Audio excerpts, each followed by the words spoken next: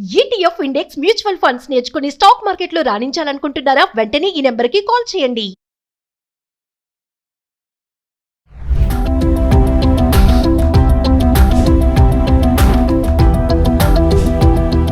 నమస్తే, welcome back to Suman TV. Present మనతో పాటు ఉన్నారు అనలిస్ట్ డాక్టర్ నంది రామేశ్వరరావు గారు.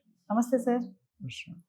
సార్, ట్రంప్ మీద మనం చాలా వీడియోలు మాట్లాడుకున్నాం. Is a very business person అని చెప్పేసి మీరు చాలా వీడియోలో చెప్పారు. అంటే టాక్టిక్స్గా ఉంటారు అని చెప్పేసి. ఎప్పుడైతే ట్రంప్ అధికారంలోకి వచ్చాడో అప్పటి నుంచే ఇల్లీగల్ ఇమిగ్రెంట్స్ అని, బర్త్ రేట్ సిటిజన్షిప్ కానీ, F1 వీసా కానీ, H1B వీసా కానీ, వీటన్నిటిపైన కొన్ని ఆంక్షలు పెట్టారు, కొన్ని డెసిషన్స్ తీసుకోవడం కూడా జరిగింది. ఇప్పుడు ఏంటంటే ట్రంప్ మద్దతుదారులు ఎవరైతే ఉంటారో, మాగా మేక్ అమెరికా గ్రేట్ అగైన్, వీళ్ళందరూ ఏంటంటే ఇండియన్స్ ఎవరు ఇంకా రావద్దు, చాలు ఇంతవరకు వచ్చింది, ఇక్కడికి వస్తుంటే మా బిజినెస్ కానీ మా కంపెనీస్ కానీ అభివృద్ధి చెందటం లేదు, స్టాప్ గెట్ అవుట్ ఇండియన్స్ అంటూ కూడా సపోర్టర్స్ చెప్పడం జరుగుతుంది. ఏంటంటారు అసలు ఇదంతా? ఒకసారి ఇదంతా ఒక గ్యామెట్ లా ఉంటుంది, ప్లాన్డ్. ఇంగ్లీష్లో వర్డ్ కోల్డ్ బ్లడెడ్ మర్డర్ అని. మర్డర్ చేసేటప్పుడు ఒకటి తెలియదు, మంచి చాప్ కింద నీరులాగా వచ్చేస్తుంది, తడిగుడ్డలతో పేకలు కోయడం. సో ట్రంప్ అనే ఆయన ఎంత మాట్లాడినా తక్కువే. ఎందుకంటే ఆయనకి మైండ్లో ఏముందో తెలియదు, కానీ పబ్లిక్ మాత్రం గందరగోళంలో పడిపోయారు. Nobody is knowing what is going to happen next minute, next 1 hour, next day. మధ్యలో కొన్ని రోజులు సిక్ అయ్యాడు అన్నారు, మళ్ళీ సడన్. ఇప్పుడు ట్రంప్ కంట సపోర్టర్స్ ఎవరైతే ఉన్నారో వాళ్ళు పిక్చర్లోకి వస్తున్నారు. ఒకప్పుడు ఎలాన్ మస్క్ గారు ఎలాగొచ్చారో మనం చూసాం ఒక 1 year బ్యాక్ ఎలక్షన్ అప్పుడు. సో ఈ మాగా అనేది మేక్ అమెరికన్ గ్రేట్ అగైన్ అంటే ఇది మేక్ ఇన్ ఇండియా నినాదం. యాక్చువల్లీ మన దగ్గర లిటరల్గా ఇట్ ఈస్ బీన్, చైనా వాళ్ళు ఎలా అయితే కొద్దిగా ప్రింట్ తెచ్చుతారు, ఇక్కడ మిమ్మల్ని చూసి మీ ప్రింట్ అక్కడ ప్రొడ్యూస్ అయిపోతుంది మిషన్. సో ఇక్కడ ఏంటంటే మేక్ ఇన్ ఇండియా అనేది మన కాన్సెప్ట్. అది మేక్ ఇన్ అమెరికా అయిపోయింది, ఇప్పుడు మాగా అయిపోయింది. సో మాగాలో ఎవరు అందులో అపోజిషన్ ఉన్నారా మనకు తెలియదు, అమెరికన్సే. ఇప్పుడు అపోజిషన్ కూడా ఉండొచ్చుగా, కానీ వీళ్ళందరి ప్రకారం ట్రంప్ సపోర్టర్స్ అని క్లియర్గా చెప్తున్నారు. కాబట్టి ఒక side we are talking about Republican. So అక్కడ ఏమవుతుందంటే దానిలో ఏమంటారంటే Indians get out from America. మనకే అంటున్నారు, మిగతా కంట్రీ తెలియదు. మన కంట్రీ అయితే స్పష్టంగా క్లియర్గా మీ వాళ్ళు ఇక్కడ వద్దు, మా దేశాన్ని ఖాళీ చేసి ఉన్న బలంగా వెళ్ళిపోవాలి అంటున్నారు. ఎలాగ వెళ్ళిపోతారు? Law cannot be taken into hands కదా. చట్టాన్ని మీరు చేతుల్లో తీసుకుంటే మీరు జైల్లోకి వెళ్తారు. అందుకే ఒక లిమిట్స్ ఉంటాయి. ఎగ్జిక్యూటివ్ ఆర్డర్ రిలీజ్ చేయాలా, క్యాబినెట్ ఆమోదించాలా, సెనెట్ ఆదరించిన తర్వాత అప్పుడు ఇప్పుడు ట్రంప్ గారు సైన్ చేసిన ఈవోలు అన్నీ కూడా పాస్ అవ్వలే, చర్చల్లో జరుగుతున్నాయి. కొన్ని పాస్ అవ్వచ్చు, కొన్ని ఫెయిల్ అవ్వచ్చు. ఫర్ ఎగ్జాంపుల్ 150 yearsలో నుండి బర్త్ టూరిజం అనేది ఎవరు టచ్ చేయలేదు.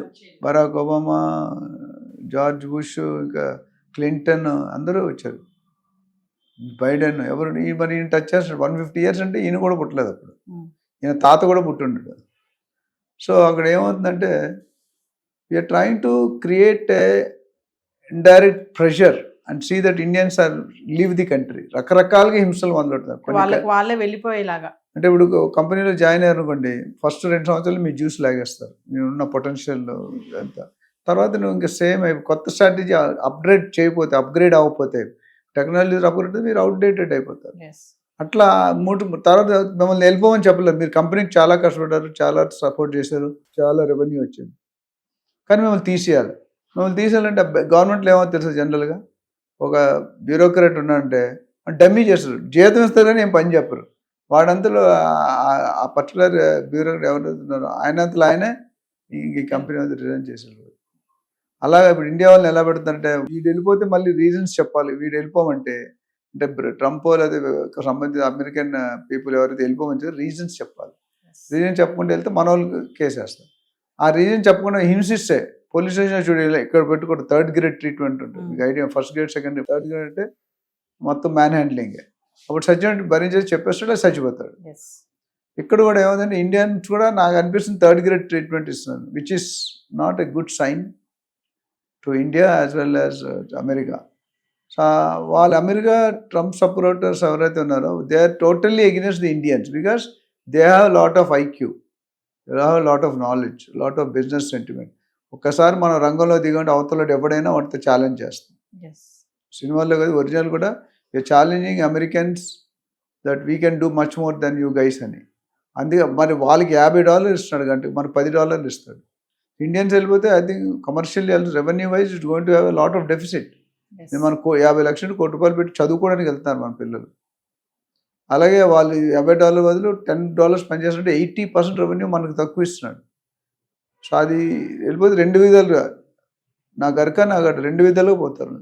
సో అందుకని పంపించడానికి. బట్ ఏంటంటే unnecessary unwanted things are happening in America. ట్యాక్స్లు పెంచడం కానీ, బర్త్ టూరిజం తీసేయడం కానీ, టారిఫ్స్ కానీ, వీసాలో మార్పు, లెక్కిడిపులో మార్పు, ఓపీటీలో మార్పు. అంటే ఇన్ కేస్ మన వాళ్ళని కనుక మీరు అన్నట్టుగానే ఆపేస్తే అమెరికాకి లాభమా నష్టమా అంటే సార్? డెఫినెట్గా కొంతమేరకు నష్టమే ఉంటుంది. లాభం అనేది ఎక్కడ వస్తుంది? ఇప్పుడు మన వర్క్ వాడికి ఇవ్వాలి కదా. మన వేరియేషన్ చెప్పండి 20-80, 20% కష్టం మనం చేస్తాం, 80% ఎక్కువ ఇవ్వాలి కదా. అయితే ఇక్కడ ఒక విధంలో సక్సెస్ ఫీల్ అవుతాడు. పగా కక్ష దేశం ఐఎమ్ ద విన్నర్. గేమ్ ఆడినప్పుడు నువ్వు ఓడిపోయినా నువ్వు రీజన్ చెప్పాలి ఎందుకు, నువ్వు గెలిచినా సరే రీజన్ చెప్పాలి ఎందుకు గెలిచావు అని. ఇది జనరల్ టాపిక్ మాట. లైఫ్ అనేది ఏంటి? అంటే మన లైఫ్ అనేది మరణానికి జనానికి మధ్యలో ఉన్న సమయాన్ని జీవితం అంటారు. ఆ జీవితం చాలా తక్కువ ఉంటుంది. అందులో పగలు, పట్టింపులు, కక్షలు, దేవాలు వండుకుంటూ హ్యాపీగా బతకడం నేర్చుకుంటే బాగుంటుంది.